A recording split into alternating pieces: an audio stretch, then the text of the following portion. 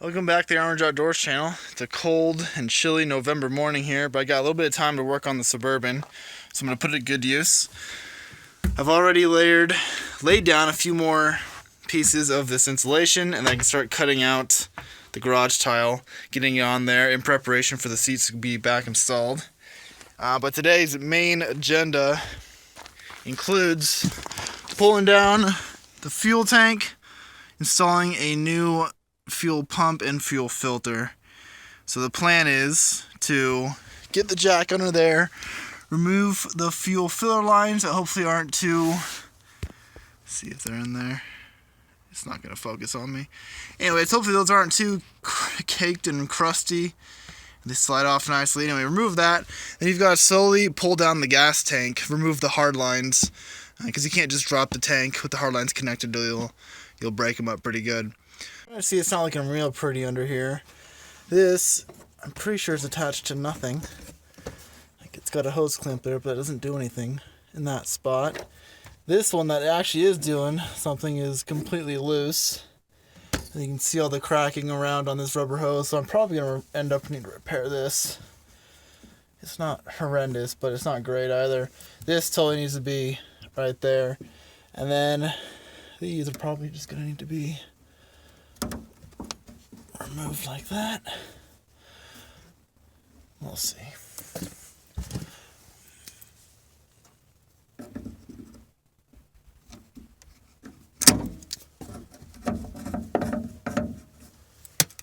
Yeah, I'll get that off camera. I can't hold the camera and do it at the same time. Got the jack supporting the gas tank. And then these straps right here have two bolts on them that sandwich them in between the frame rail. Just gotta come up here. And lefty loosey.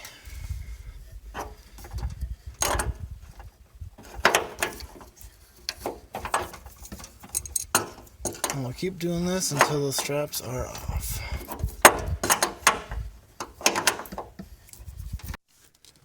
I got the gas tank fully disconnected. It's resting on this jack. I don't know what you're going to be able to see up in here. But I need to disconnect the filler neck because the entire gas tank is just riding up right there on that filler neck. There's no way to really bend it out of the way off of that frame. So I've got to go up in there and disconnect it from the top side of the gas tank. It's kind of tight, but I think I'll be able to get in there. I'm not going to be able to pull the gas tank until you get the electrical connections off. And the first one I can see is on this frame rail right here is a ground. And so we'll just get a 1/2 inch socket on there. Get that off. The next is a connector that I'm still looking for. Somewhere I can pop it off, disconnect it, because it doesn't look like you can take it off of the gas tank assembly. So I'm under the rear axle here, and I can see that this wire is the one that goes to the gas tank, and the connector is right here. So I'm just going to gently pry that down and hopefully not break anything.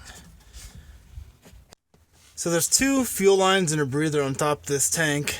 The breather can be disconnected.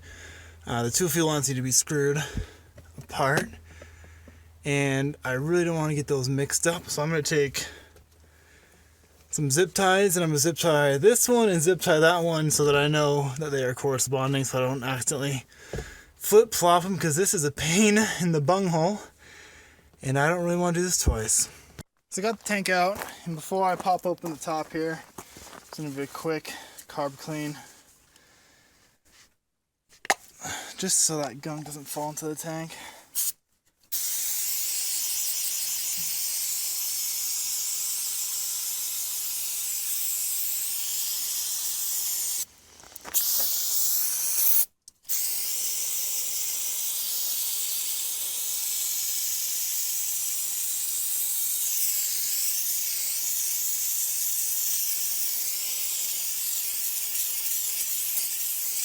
Alright, that should be good.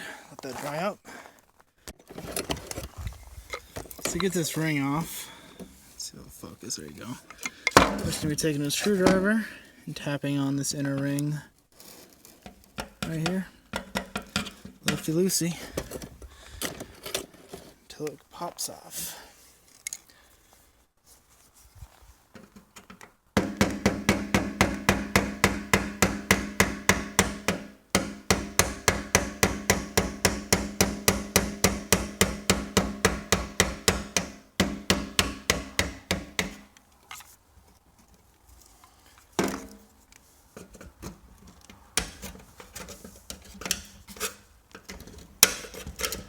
Alright, I think that's it.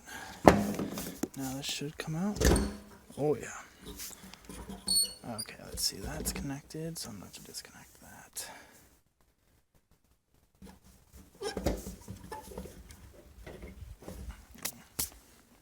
Got the tank in the shop. I pulled out the assembly. It's over on my work table here. Now I originally had this Bosch fuel pump, and as I was looking at it, it didn't look like the same part. So then I went in and did a little bit more research, and I found that while you can get it to fit, it has a much higher gallons per hour rating and a higher PSI rating than the stock one does. So I unfortunately had to go grab a different one that has the right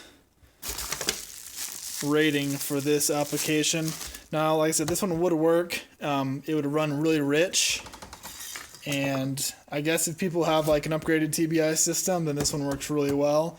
And if you have a stock system like mine is, then it'll be running rich. And so I got the right part in here. I've got this one removed out of here. It's really simple. It's just held in by this rubber gasket and then the tension from this plug, this hose here, not plug. And you can see it's kind of degraded onto this. So I'm going to get some sandpaper. I'm going to sand that off. All the wires look like they're in really good condition, which is good because this doesn't come with new wires anyways. And we'll get this part on, back in the tank after clean out the tank, and hopefully get it back in the truck today. Got a little bit of 220. I'll come in and just see if I can get off. You can see all that rubber gunk right there. The new pump comes with some new section of hose, so I won't have to reuse that old degraded one here.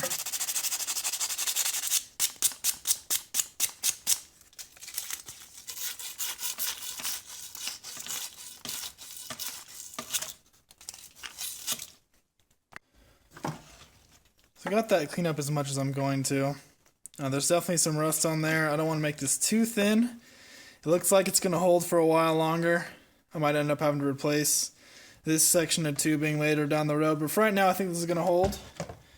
And whether this tank pump, this fuel pump, was the culprit of my stalling issues or not, I'm glad that I'm replacing it. I don't know if you're going to be able to see in here, but there definitely is some sediment in the little screen on the actual pump, and then this filter right here completely perished.